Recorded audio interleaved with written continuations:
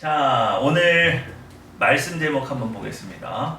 오늘 말씀 제목 한번 읽어주세요. 시작. 변화산 기도회. 네.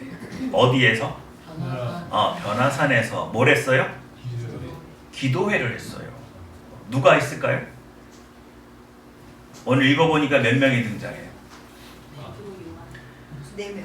네, 예수님과 함께 베드로, 요한, 야고보 이렇게 돼 있죠.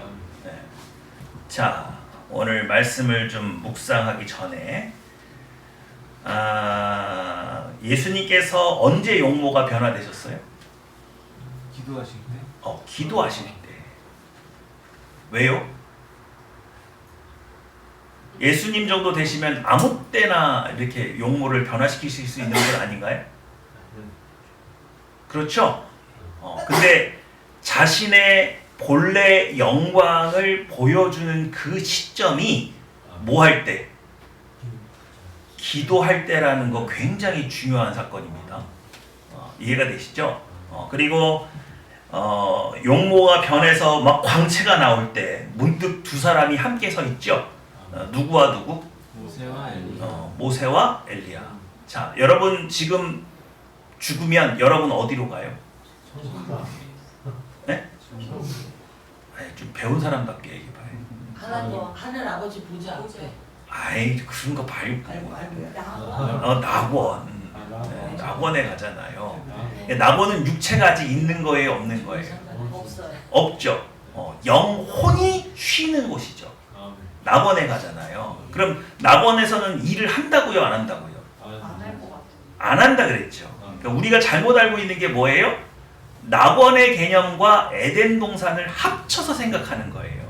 그래서 에덴 동산에서 아담과 하와가 뭐 했다고 생각하는 거예요? 맨날 나 잡아봐라고 놀고 막 이런 것만 생각하잖아요. 그게 낙원을 영어로 하면 뭐가 돼요?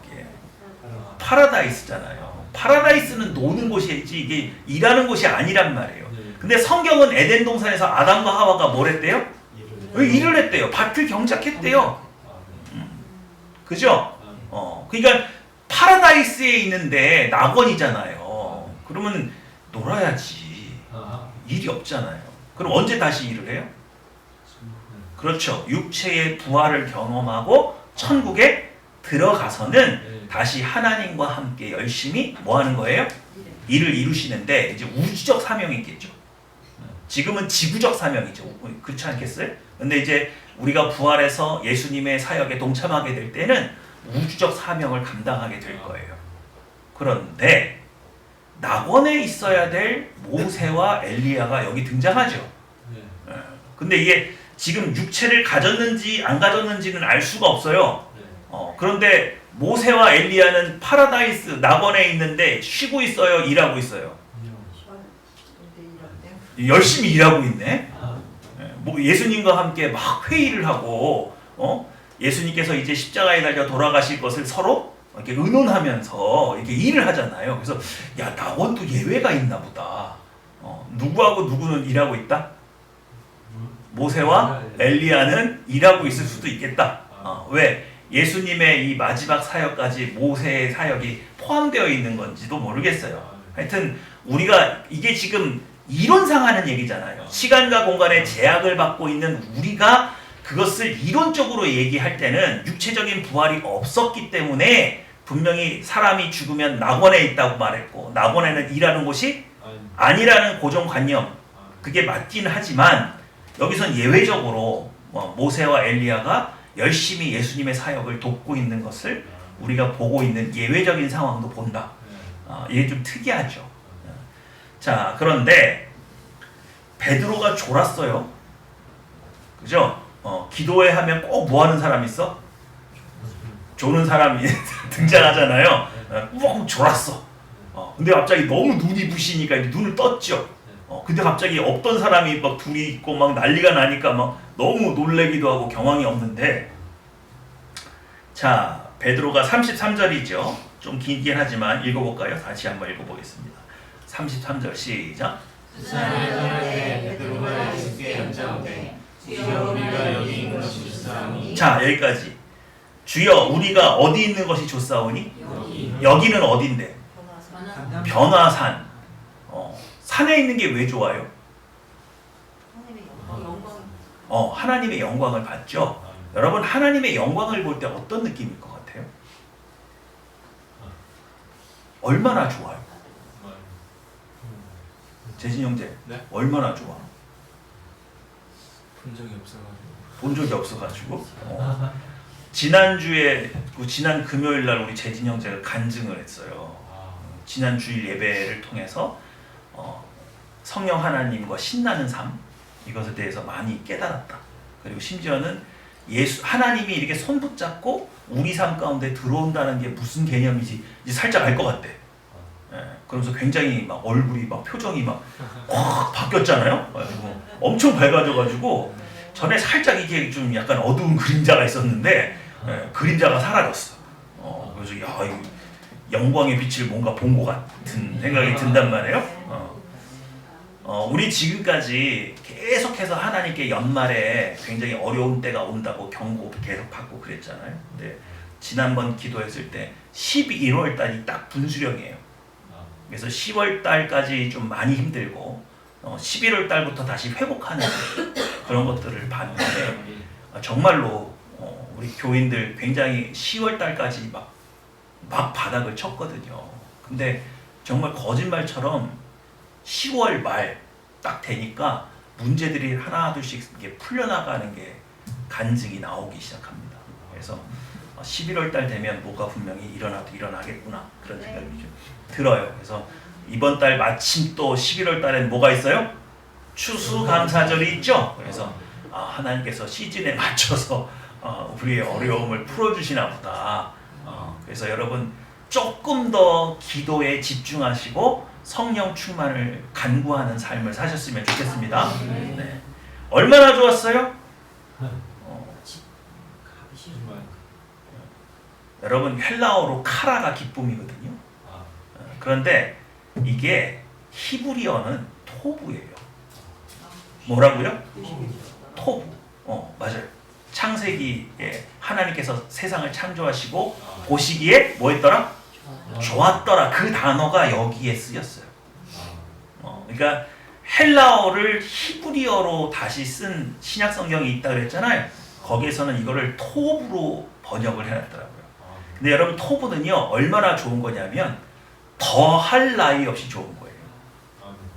더할 나위 없다는 건 뭐예요? 뭔가를 더 더하지 않아도 그 자체로 완전하게 좋은 거죠. 지금 베드로가 느끼고 있는 것이 뭐냐면 여기에 있는 것이 좋사오니 라고 말을 할 때 예수님의 몸에서 나오는 그 영광 속에 확 비추는 그 빛 아래 들어가니까 너무너무 좋은데 얼만큼 좋으냐? 더 이상 아무것도 필요가 없을 만큼 좋다는 거예요. 완벽한 즐거움. 거기에 확 빠져들었어요. 그래서 경황 중에 한다는 소리가 무슨 소리예요? 그냥 여기서 눌러 삽시다. 내려가지 말고 그냥 여기서 삽시다. 제가 좀 힘들지만 초막을 짓겠습니다. 3개를 지을게요. 누구 거? 예수님 거, 모세 거, 엘리야 거를 제가 한번 지어볼 테니까 우리 여기서 내려가지 말고 여기서 삽시다. 말이 되는 거예요, 안 되는 거예요? 방금까지 모세와 엘리야가 예수님과 더불어 십자가에 달려 돌아가실 거 회의했잖아요. 그 얘기를 들었는데도 이제 내려가지 말고 그냥 우리끼리 여기서 삽시다. 그렇게 할 만큼 좋대요. 그러니까 여러분 이런 하나님의 영광을 맛보면 하나님의 임재 가운데 들어가게 되면 더할 나위 없이 완전한 즐거움 속에 빠져들어가는 거예요. 이해가 되시죠? 그러니까 베드로가 지금 피곤하고 졸렸잖아요. 근데 이 하나님의 영광의 빛 안에 딱 들어가니까 갑자기 뭐라고 돼 있어요? 32절에 보시면 베드로와 및 함께 있는 자들이 깊이 뭐하다가 졸다가 온전히 뭐해서 깨어났대요. 온전히 깨어났대요. 그 영광의 빛이 이 어떤 지친 체력과 이런 것까지도 그냥 피곤이 있는지도 모르게 회복시켜 놓는 거죠. 이게 우리가 전에 말했던 뭐예요? 충만이에요. 하나님의 임재 가운데 들어갔더니 부족함이 없고 결핍이 없고 마음에 억울한 게 없고 모든 영육 간의 치유가 일어나면서 그 자체 속에서 굉장히 큰 기쁨을 맛보고 있는 상태. 믿으시죠? 이걸 지금 체험하고 있는 거예요. 그러니까 오늘 우리가 변화산 사건을 이렇게 들여다볼 때 예수님이 변화된 사건에 포커스를 맞추는 것이 아니고 기도 가운데 하나님의 임재에 들어갔을 때 우리가 무엇을 맛보게 되는지의 관점으로 이것을 들여다보는 거예요. 그래서 여러분 오늘 제목이 뭐예요? 변화산 기도회. 많은 분들이 심지어 예수님께서 기도 도중에 외모가 변했다는 것도 몰라요. 써있는데 안 써있는데. 써있는데 기도 도중에 그 일이 일어났다고 생각을 못하는 거예요. 그러면 예수님은 원래 능력이 많으신 분이기 때문에 아무 때나 자신의 원래 본래의 영광을 드러내실 수 있는데 없는데? 있는데 왜 기도 가운데 그것을 행하셨어요? 연합에. 그렇죠. 또 우리는 사람은 육체를 가진 인간은 무엇을 통해서 하나님의 임재 가운데 들어가니까? 기도를 통해서 임재 가운데 들어가니까 육체를 가지고 계신 예수님께서 모범을 보이신 거예요. 그리고 예수님의 이 임재는 곧바로 예수님이 경험하고 있는 하나님의 임재는 곧바로 그곳이 어디예요? 하나님 나라죠. 그래서 하나님 나라에 자신의 원래 영광이 드러나는 거예요. 그리고 하나님 나라의 회의를 보여주고 있는 거죠. 그래서 모세와 엘리야가 같이 회의를 하는 장면이 하늘나라에 있어야 될 일이 지금 여기 현실에서 있는 거예요. 그래서 베드로가 횡설수설하죠. 이 횡설수설하고 있는 이 현상 잘 설명 못해요, 신학자들이. 여러분들도 이해가 안 되시죠? 근데 예수님께서 이렇게 본인의 영광으로 변화된 모습을 보여주신 산, 그래서 변화산이라고 하죠. 자, 뭐라고 돼 있어요? 33절 하반절에 이렇게 돼 있죠. 하나는 모세를 위하여 하나는 엘리야를 위하여 하사이다 하되 자기가 하는 말을 자기도 알지 못하더라 돼 있어요. 자기가 하는 말을 자기도 알지 못했다라는 게 무슨 뜻이에요? 지금 여기서 초막 집시다 이 말을 자기도 이해를 못하면서 하고 있다는 얘기예요? 뭘 이해를 못하고 있는 거예요? 자신이, 그렇죠. 자신이 내가 왜 이런 말을 하고 있는지도 잘 모르겠는 거죠. 또 하나는 뭐냐면 이것이 현실인지 꿈인지를 분간을 못하는 거예요. 이거 현실이에요? 꿈이에요? 현실이죠? 그런데 이게 현실인지 아닌지 헷갈리는 이유는 지금 졸랐겠죠? 졸랐겠잖아요. 그러니까 정신은 아직 어디 있는 거야? 꿈속에 있는 거지. 근데 눈을 떠보니까 현실이라고 하기에는 너무 비현실적인 상황이 있고 예수님에서 영광이 이렇게 나오는 모습을 보니까 막 옷이 휘어질 정도로 막 영광이 뚫고 나오는데 이런 건 체험해 본 적도 없잖아요. 비현실적이잖아요. 그럼 자기가 무슨 말을 해야 될지도 모르겠는 상황. 근데 여기서요, 시간과 공간에 왜곡이 생기는 거예요.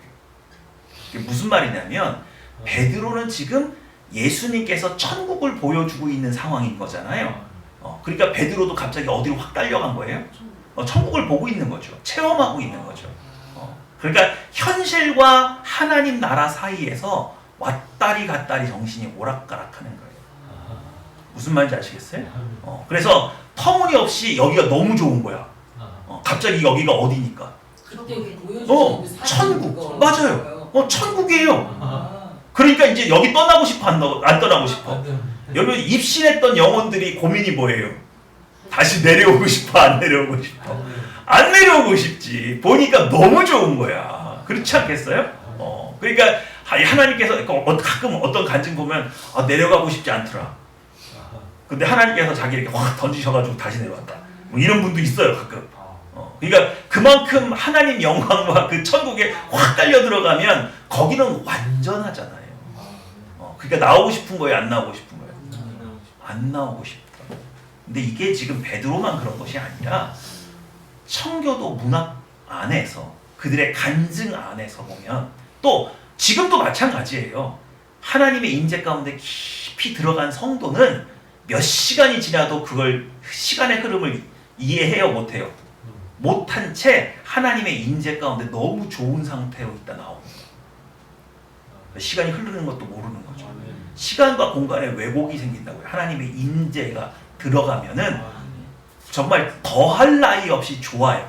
그게 막 눈에 보이는 막 보석들이 보이고 하나님 막 나가는 보좌가 보이고 그런 게 아니어도 하나님의 임재 가운데 탁 들어가게 되면 그 자체로 황홀하고 평안해서 내가 지금까지 막 억울하고 막 분노하는 감정, 섭섭한 마음 이런 것들이 다 뭐 할 만큼 무너지. 녹아져요. 임재가 뭐야? 하나님이 함께 하시는 거예요. 아멘.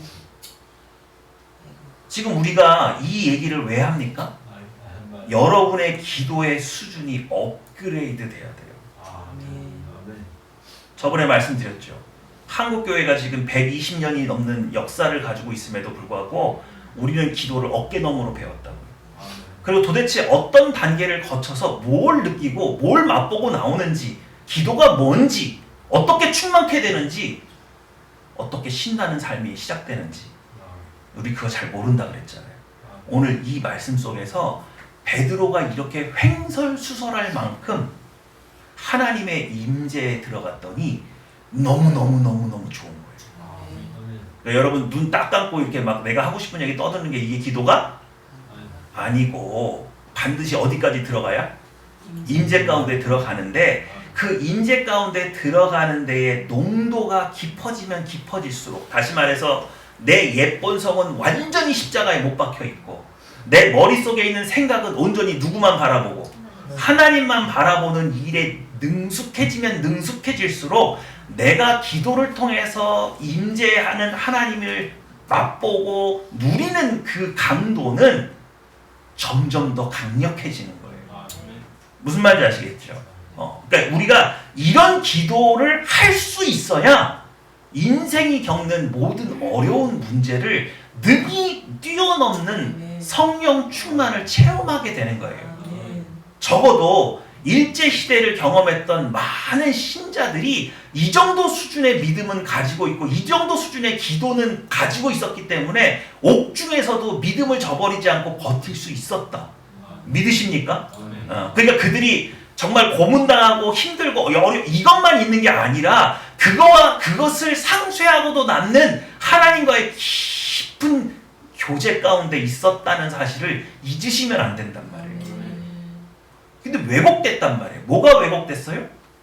전해져 내려오는 이야기는 성도들이 고문당하고 핍박당한 얘기만 전해지는 거예요. 그들이 그 옥중에서 어떤 하나님 임재 가운데 들어가서 어떤 위로를 받아서 그 모진 고문도 이겨낼 수 있었는지는 전해져 내려오지 않고 있잖아요. 전에 아랍권에서 선교하다가 붙들린 3명의 선교사 중에 2분이 붙들리고 1분은 안 붙들렸다고 그분이 간증하는 얘기 한번 해드린 적 있어요. 2명이 잡혔어요. 공개 사형을 당하는 자리에 살아남은 사람, 붙잡히지 않은 선교사가 그것을 몰래 보고 있는 거예요. 그런데 그들이 이렇게 목을 이렇게 탁 칼을 맞아가지고 목이 떨어져 나가는 그 순간에 예수님께서 그들을 붙들고 있는 게 보이더래요. 그 살아남은 선교사가 처음에는 참 나는 다행이다라고 생각을 했다가 나중에 생각되는 게 뭐예요? 그들이 부럽더래요. 그러니까 그들이 이게 목이 탁 떨어져 가는 그 순간에 정말 끔찍한 고통을 경험하면서 하늘나라 가는 거예요. 그 고통을 상쇄하고도 남는 하나님과의 깊은 교제 가운데 하나님이 들려가는 거예요. 그걸 우리가 모른단 말이에요. 그걸 모른다고요. 만약에 그런 기쁨이 없었다고 한다면 기독교가 이렇게 유구한 역사 가운데 매번 핍박과 그런 고문을 당하는 그 모든 순간 속에서 신자들은 다 기독교를 포기했었어야죠. 우리는 이런 기도 가운데 하나님의 임재 가운데 들어가기 때문에 또 이것이 단순히 임재만으로 끝나는 것이 아니라 우리가 이 임재 가운데 들어갔다가 나올 때에는 하나님의 성령 충만을 가지고 나오고 또 살아계신 하나님의 손에 붙들려서 다시 이 땅에 나오기 때문에 이 땅을 변화시킬 수 있는 능력의 사람으로 감당할 수 있는 능력을 가지고 나오기 때문에 세상을 변화시킬 수 있었다. 믿으시죠? 그러니까 신자가 나의 삶을 개혁하고 우리 가정을 변화시키고 우리 사회를 변화시키고 나라를 변화시키려면 기도 가운데 하나님의 임재하시는 이 능력을 체험하고 체득하고 나오는 이걸 깨닫지 못한 성도는 절대로 그거 할 수 있다고요? 없다고요? 없다 그랬죠. 전도 말로 하는 거예요? 짜장면 사주면서 하는 거예요? 재진 형제 이제 얼굴에 그림자가 사라졌다니까. 재진 형제 주변에 있는 사람들이 먼저 할 거야 이제. 너 요즘 뭐 좋은 일 있냐? 너 요즘 뭐 연애하나 봐. 너 왜 갑자기 얼굴이 환해졌어? 그죠? 이제 재진 형제 이제 한 두세 명 이제 전도 못하면 이제 안 돼. 성령으로 하는 거예요. 성령으로. 성령께서 주시는 기쁨으로 하는 거예요. 내가 변하면 누가 먼저 한다고요? 주변 사람이 먼저 한다고. 오늘 그 기쁨을 회복하시는 시간 되셨으면 좋겠습니다. 자, 그런데 여러분 오늘 이 변화산 사건은요, 마태복음에도 기록되어 있고 마가복음에도 기록되어 있고 누가복음에도 기록되어 있어요. 그런데 여러분 우리가 예수님께서 정말 실제로 사역하셨던 그 시간 순서대로 기록한 성경은 뭐밖에 없어요? 예수님의 사역을 시간 순서대로 일기처럼 기록해 놓은 건 뭐밖에 없어요? 누가복음밖에 없어요. 그 누가복음은 예수님의 사역을 정말 시간대로 그렇게 흐름대로 기록을 해놨는데 마태복음과 마가복음은 어떤 의도 따라서 사건들을 이렇게 다시 취합해가지고 설명을 하기 때문에 정말 예수님이 언제 어디서 뭘 했는지 알고 싶으면 뭘 기준 삼아야 돼요? 누가복음을 기준 삼아야 돼요. 여러분 누가복음 9장에 있는 내용들을 한번 볼까요? 이거 따로 떼서 이해하시면 안 되고 9장 전체를 보셔야 돼요. 자, 9장 1절에서 6절까지는 무슨 사건이 있어요? 12제자한테 병 고치는 능력과 귀신 쫓는 능력을 주어서 전도하는 장면이 나옵니다. 그죠? 이게 무엇과 연관되어 있냐면 하나님의 나라가 능력으로 이미 임했다는 걸 보여주는 거예요. 누구의 나라가? 하나님의 나라가 이미 능력으로 임했다라는 것을 선포하는 거예요. 그래서 제자들에게 어떤 능력이 생겼어요. 그리고 복음이 어떻게 돼요? 전파? 되는 거죠. 자, 그런데 7절에서 9절은 헤롯이 이 이야기를 듣고 굉장히 두려워하는 모습을 보여줘요. 복음이 전파가 되니까 그것을 듣고 두려워하는 사람들이 생겼어요. 그들이 누굽니까? 권세자들이. 세상 권세가 복음이 전포될 때, 하나님의 나라가 임할 때 가장 두려워해요. 그러니까 지금 인간 나라와 하나님 나라가 대비되는 장면으로 표시가 되어 있죠. 자, 그 다음에 10절부터 17절까지는 오병이어의 그 기적이 기록되어 있습니다. 그러니까 변화산 사건은 오병이어의 기적 뒤에 있는 거죠. 며칠 후에 일어나는 일이에요. 무슨 말인지 아시겠어요? 오병이어의 기적이 우리가 그냥 예수님이 생명의 떡으로 이 땅에 오신 사건 그걸 보여주는 게 아니라 그랬죠? 일순간 그 산이 뭘로 변했다고 그랬어요? 하나님 나라. 예수님께서 서 있고 예수님께서 모든 것을 공급하시고 그래서 출애굽기에 기록되어 있는 주의 기업의 산에 그의 백성들이 신기시리다. 그래서 그림 보여드렸잖아요.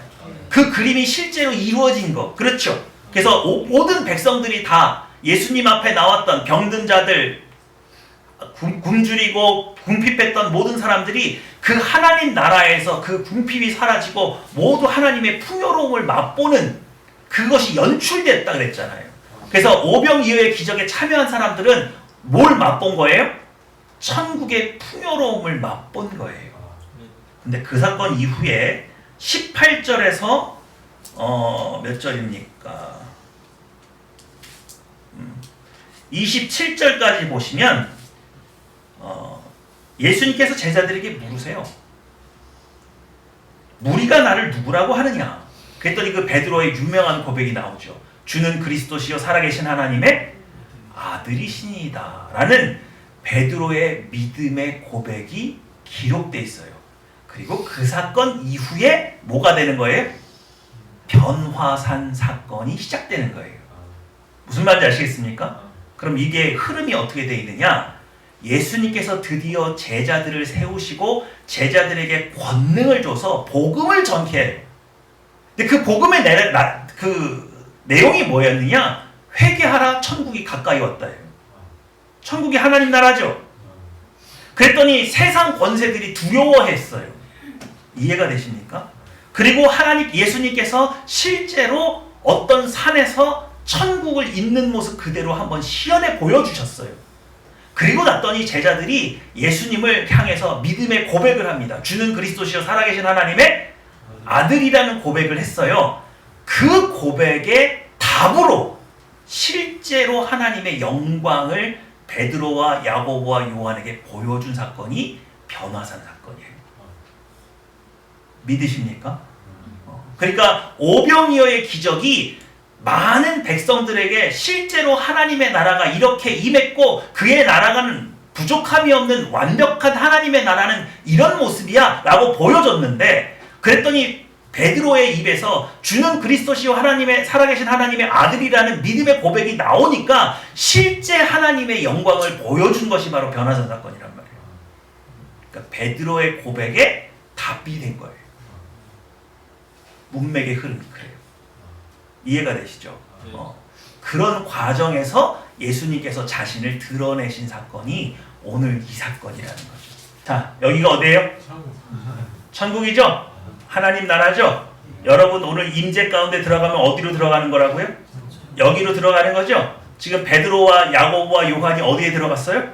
여기에 들어갔어요? 그랬더니 여기에 원래 주인이신 예수 그리스도는 이곳에서 어떤 모습을 하고 계세요? 영광이 충만한 모습을 하고 계시죠. 그래서 베드로와 요한과 야고보가 천국에서 변화된 예수님의 모습을 직접 눈으로 보게 되는 사건. 재밌는 건요, 우리 역대상이죠? 16장 31절 지난주에 배웠죠? 하늘은 뭐하고? 땅은? 근데 어떻게 즐거워한다고 그랬어요? 기뻐 날뛰다, 기뻐하다, 그리고 뭐예요? 전율, 떨림 그랬죠? 근데 귀신들, 무당들은 뭘로 해요? 영적인 존재가 임하는 거를 신대가 흔들리는 걸로 표시했다 그랬잖아요. 근데 하나님의 임재는 뭐가 울려요? 땅이 울린다 그랬잖아요. 제가 이걸 왜 했느냐? 자, 누가복음 아까 34절이에요? 시작.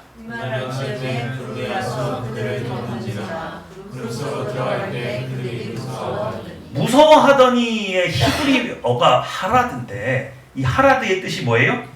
떨다, 전율, 진동하다, 두려워하다, 놀라다, 무서워하다.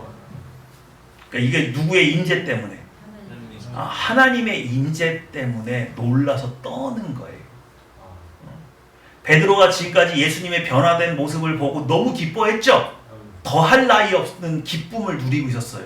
근데 갑자기 구름이 확 덮더니 성부 하나님의 음성이 들릴 때에는 그의 위엄이 갑자기 드러나니까 뼈마디가 막 떨리는 거예요. 전능자 앞에 내가 섰잖아요. 그죠? 그래서 하나님의 임재 속에서 덜덜덜덜 떨고 있는 모습으로 갑자기 확 바뀌어버리죠. 자, 잔느경이 뭐라고 했는지 한번 볼게요. 시작. 하나님 안에 완전히 거하는 방법은 오직 기도입니다. 하나님 안에 온전히 거하는 방법은 뭐밖에 없다? 기도밖에 없다. 그런데 엔토 크리스토, 그리스도 예수 안에 라는 말은 무슨 말이라고요? 연합이라고 그랬잖아요. 이 말은 반드시 뭐예요? 하나님과 완전히 뭐하는 방법은? 연합하는 방법은 뭐밖에 없다? 기도밖에 없다.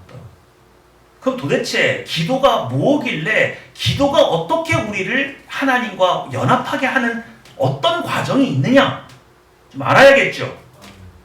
시작. 힘이 다른 것이 아니라 자연인의 소리로 하나님의 이름을 하는 것이다. 회심은 구원의 필수적이긴 하지만 이것이 단지 죄에서 은혜를 누리는 수준이라면 저는 할 수 없다. 여러분, 회심이 뭐예요? 회심. 뭐 뜻은 마음을 돌이킨다는 뜻이죠. 마음 심자에다 돌아올 회자니까. 그럼 회개는 뭐예요? 그럼 회심과 회개는 어떻게 달라요? 기독교 교리를 또 까먹으셨지. 신자가 제일 처음 한 회개를 회심이라고 하는 거예요. 그러니까 회심과 회개는 같아요, 틀려요? 같은데 최초의 회개를 회심이라고 한다고요. 그게 단어가 나눠져 있는 거는 그 우선순위 때문에 그렇단 말이에요. 회심이 다른 것이 아니라 여기서 말하는 자연인은 옛 본성을 가지고 타락한 인간을 말하는 거죠. 근데 자연인이 돌이켜서 하나님께로 향하는 것 맞는데 이 수준에 머물러 있다고 한다면, 그러니까 다시 말해서 회심 가지고는 하나님과의 완전한 연합을 이루는 거예요, 못 이루는 거예요? 못 이룬다. 못 이룬다. 그러니까 회심이 거기서 멈추면 된다, 안 된다? 안 된다. 시작. 완전한 회심이 되기 위해서는 외면의 대면으로 주의를 하시는 거야. 예, 우리의 회심이 단순히 처음 내가 죄인이라는 걸 깨닫고 예수 그리스도의 십자가 앞에서 저를 구원하실 수 있는 것은 오직 하나님 한 분밖에 없습니다. 예수님 당신의 대속의 죽으심이 아니면 나는 죄를 씻을 수가 없습니다. 그래서 눈물 콧물 짜고 감사하고 나를 위해서 대신 돌아가신 예수님 앞에 무릎 꿇으면서 내 죄를 고하는 것, 그게 회개다? 거기서 멈추면 안 된다. 뭐가 더해져야 되느냐?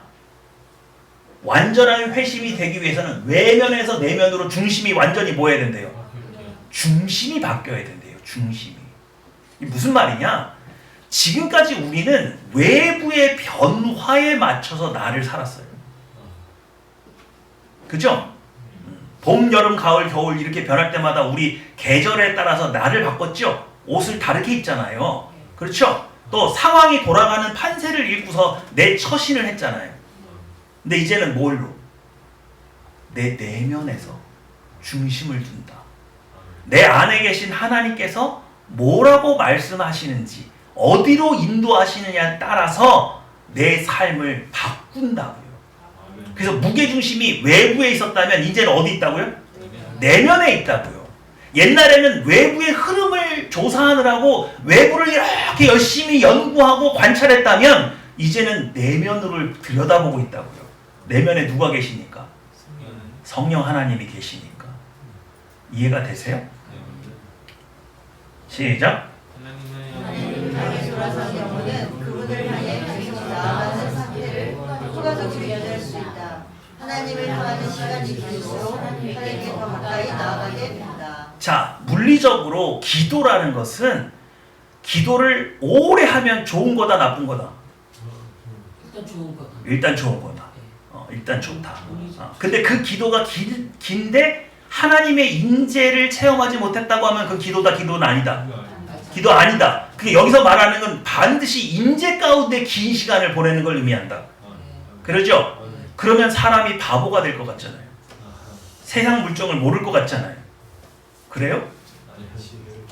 그렇지 않다. 그렇지 않다. 하나님과의 깊은 임재 속에서 하나님을 체험하고 나오게 되면 충만을 가지고 나오기 때문에 현실의 삶에서 더 집중할 수가 있고 더 에너지를 쏟을 수가 있다. 이해가 되시죠? 우리 지금 베드로가 딱 보고서는 막 황홀경에 빠져가지고 자기가 무슨 얘기를 하는지도 모를 만큼 갑자기 졸았는데 졸음이 확 사라지고 이 모든 과정을 보셨잖아요. 그러니까 임재 체험은 이런 거예요. 그러니까 기도의 임재 가운데 들어갔다 나오면 지치는 게 아니라 그렇게 오랫동안 기도를 했는데도 사람이 쌩쌩해지는 거예요. 무슨 말인지 아시겠어요? 아, 기도했더니 너무 힘들어. 이렇게 되면은 하나님의 충만을 반만 맛보고 나온 거예요. 여러분 이제 그 기도를 자꾸 연습해야 되겠죠. 성령 하나님 저를 하나님 존전 앞으로 이끌어 주시고 천국의 풍요로움으로 저를 충만케 하여 주시옵소서. 이 기도가 꼭 포함되어 있어야 돼요. 그래야 임재 가운데 들어가서 그것을 가지고 나올 수 있는 충만을 맛보게 되는 거죠. 시작. 하나님께 더 가까이 나아갈수록 하나님께 도착하는 자리에서 더욱 멀어지게 된다. 자리는 아무리 노력해도 이 일을 이룰 수가 없다. 사실 모든 하나님을 향해 돌아선 상태에 그대로 계속 머물러 있는 것뿐이다. 이걸 우리가 도식적으로 뭐라고 배웠어요? 옛본 성을 십자가에 못 박는다고 배웠어요. 근데 잔느 기용이 우리에게 가르쳐주고 있는 자신이 체험한 이 방법은 뭐냐? 십자가에 못 박고 십자가만 바라보고 이렇게 막 옛본성이 움직이지 못하게 막 걔한테만 신경 쓰는 것이 아니라 오히려 누구한테 더 멀리 가면, 그러니까 하나님께 더 가까이 가면 갈수록 더 멀어지잖아요. 옛본성과는. 그러니까 선을 행하라, 선을 따르라. 그 표현이 바로 뭐예요? 죄에서 멀어지는 가장 좋은 방법이 뭐였어요? 선을 추구하는 거라고 했죠. 죄악과 싸워서 아니야 난 안 할 거야 이렇게 막 싸우는 게 아니라 내가 선을 막 행해, 선을 막 쫓아가. 그러면 자연스럽게 죄로부터 뭐해진다? 멀어진다.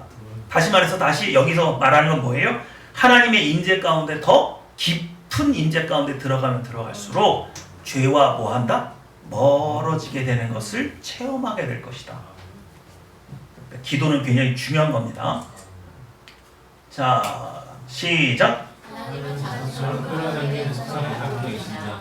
하나님을 향한 영혼, 내면에 머무는 영혼을 자신에게로 더욱 강렬하게 끌어당기시다. 그리고 그렇게 끌어당기는 영혼을 순수하게 전하시다. 하나님의 임재 가운데 들어가면 뭐가 좋은데?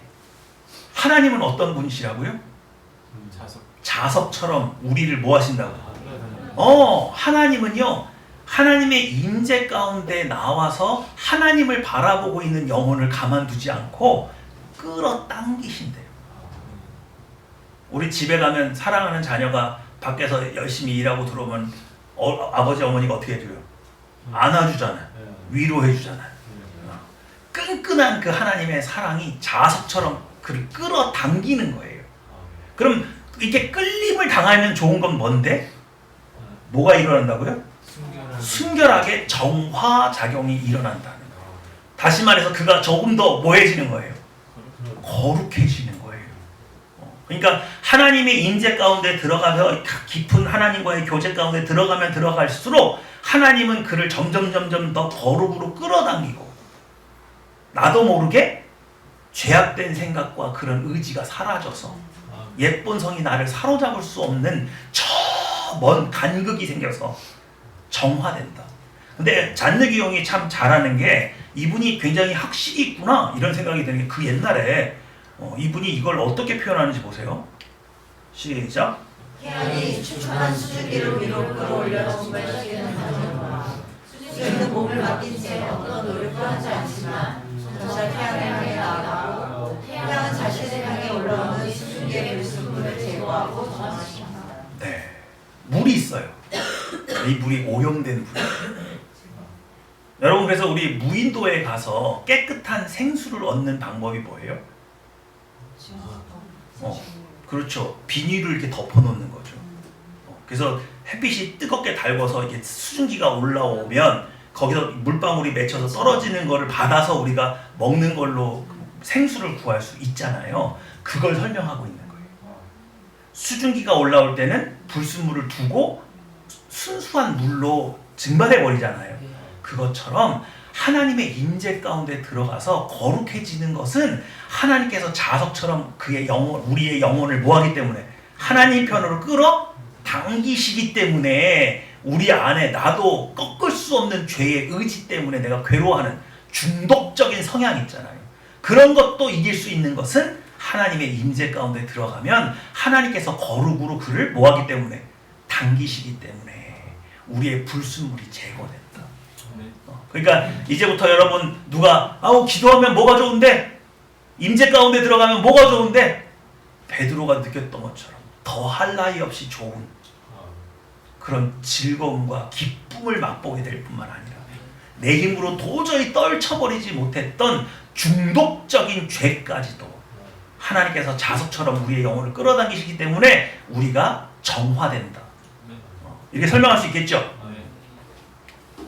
시작. 우리의 영혼과 수증기 사이에 차이점이 있다. 영혼은 자기 의지를 가지고 자발적으로 하나님을 향해 나아간다. 그런 우리의 영혼을 하나님께서 끌어당기실 뿐 아니라 우리의 영혼과 결합하여 하나가 되게 하신다. 네. 수증기와 우리의 영혼은 무슨 차이가 있대요? 수증기는 그냥 의지가 없이 그냥 끌려가는 거죠.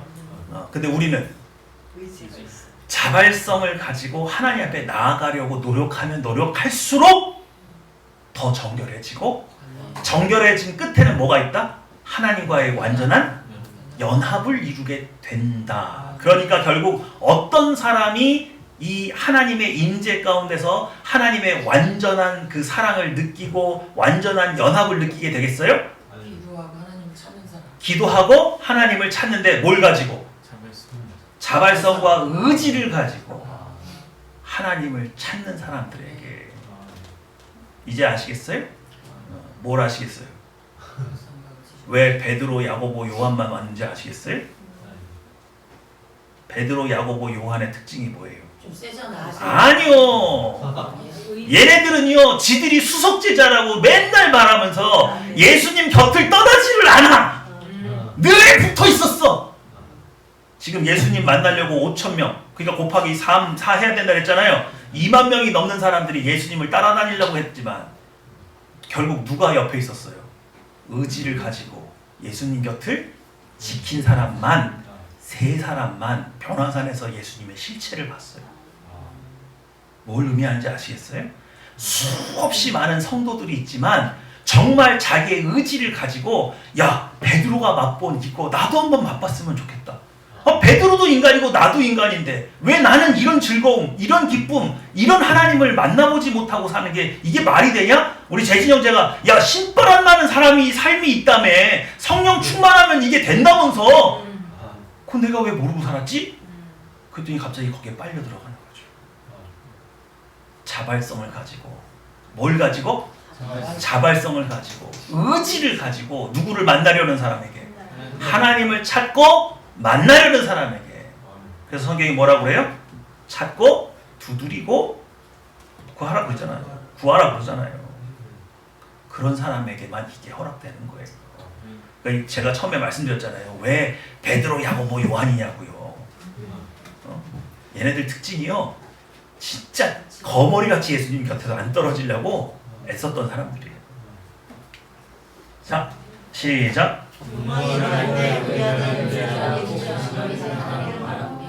영광은 힘을 입고 사랑을 하신다. 그러나 하나님을 바라보지 않고 그 영광과 직접 싸우지 않으면 오히려 그 영광은 사그라지지 않고 더욱 기승을 부릴 것이다. 이게 우리가 흔히 하는 실수죠. 내 안에 죄를 발견했어요. 깨달았어요. 이게 죄인지를 알겠어요. 근데 이 죄의 욕망이 너무 커요. 그래도 어떻게든 내가 이것과 한번 맞서보리라. 그래서 막 이것과 싸우려고 막 애를 하지만 이 욕망이 점점 커져서 결국 나를 사로잡는 것을 보게 될 때가 참 많은데, 이건 어리석은 방법이다. 뭘 바라봐라? 내 내면에 계신 하나님을 바라보라는 거예요. 이거 설명하기 딱 좋은 케이스가 있어.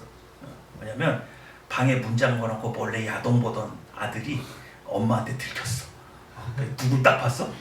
엄마를 딱 보자마자 모든 의지가 사라지고 파워 오프 꺼버리는 거야. 죄 지을 수 있어요, 없어요? 이런 거야. 죄를 짓다가도 누굴 딱 쳐다보면 하나님, 내 내면에 계신 하나님을 바라보는 것으로 죄의 의지는 뭐한다? 꺾인다. 근데 우리는 자꾸 내 힘으로 어떻게 이걸 이겨보려고 애를 쓰잖아요. 그건 올바른 방법이 아니다. 그러니까 근데 이게 되려면 분명히 내 안에 누가 계시다는 확신이 있어야 돼요. 성령 하나님이 내주하신다는 확신부터 가지고 있어야 되는 거죠. 그러니까 우리는 우리 내 안에 있는 예쁜 성과 싸우기는 싸우되 무엇을 바라보면서 싸울 줄 알아야 된다? 내면에 계신 하나님을 바라보면서 싸울 줄 알아야 된다. 그래야 이길 수 있다. 이거 굉장히 주옥 같은 표현이에요. 여러분, 이거는 여러분들의 어떤 노하우로 꼭 기억하셨으면 좋겠습니다. 아이고, 끝났네. 자, 기도하면 뭐가 좋아요? 기도하면 왜 거룩해져요? 우리 내면에 계신 하나님께서 우리의 영혼을 더욱더 하나님 편으로 끌어당기신다. 죄도 우리를 끌어당기지만 누구도, 우리 안에 계신 하나님도 우리를 사랑으로, 거룩으로 끌어당기시고, 그 끌림 당함을 우리가 누릴 때 하나님과의 자연스러운 연합이 이루어집니다. 그렇게 되면 어떻게 돼요? 내가 삶의 현실 속으로 왔을 때 누구도 함께 오세요? 하나님도 함께 연합됐다며. 그렇죠? 이렇게 연합되어 있는데 어떻게 혼자 와요? 그렇죠. 그러니까 뭐예요 이게? 복 받는 거죠. 복된 삶은 어떤 삶이라고 했어요? 하나님이 내 삶 가운데 함께 계시는 거라고 했잖아요. 물질적으로 어떤 걸 얻는 게 복이 아니라 그분이 지금 나의 삶의 현장에 함께 계신 것 그 자체가 복이라고요. 왜요? 나의 모든 필요한 것들을 그분이 그 자리에서 뭐 해주시기 때문에 공급해 주시고 이끄시기 때문에 마치 예수님께서 오병이어의 기적을 그 삶의 현장에 직접 베푸셨던 것 같은 그 놀라운 하늘나라의 풍요가 하나님이 있으셔야 일어나는 거예요. 오늘 우리는 하나님의 나라에 들락날락할 수 있는 존재. 기도를 통해서 이게 가능하다는 거예요. 천국을 맛보실 뿐만 아니라 여러분의 삶의 현장에서 천국을 누리시기를 주님의 이름으로 축원합니다. 기도하겠습니다.